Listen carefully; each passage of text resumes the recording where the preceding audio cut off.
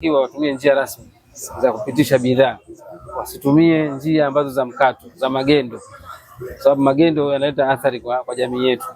Vitu vingine havina ubora vinaingizwa nchini kwetu. Madawa ya kulevya yanapitia kwenye njia za magendo, au sio bwana?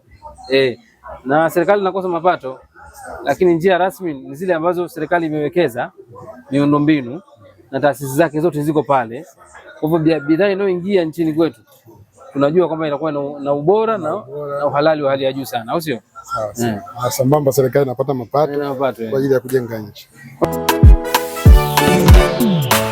Kulipa kodi ni kitendo cha uzalendo.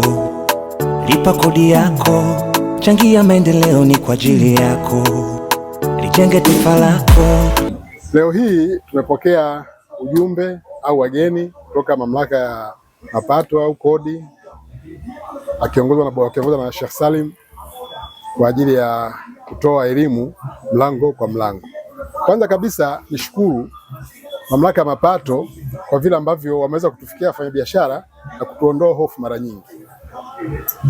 Mara nyingi tulikuwa tukiwa na semina, tunakuwa na vipindi vya televisheni, redio, na hatimaye sasa wamefika kututembelea mlango kwa mlango. Ni jambo kubwa, ni jambo zuri na tuondoa hofu. Unajua wakati mwingine binadamu tunatofautiana. Mimi nikitoka nikija kwako siwezi kuwa huru kama nikiwa kwako. Unaona? Ni jambo ambalo sisi tulitegemea kwa sababu masiku yaliyopita tulikuwa na uzinduzi wa urasimishaji wa biashara zisizokuwa rasmi. Nakumbuka kwenye maeneo ya soko kuu la hapa kwetu Songea, na mgeni rasmi alikuwa mkuu wa mkoa. Kwa hiyo hili nilitegemea, japo lile zoezi lilikuwa linaendelea taratibu, lakini kwa timu hii leo nadhani itafanya kazi vizuri zaidi.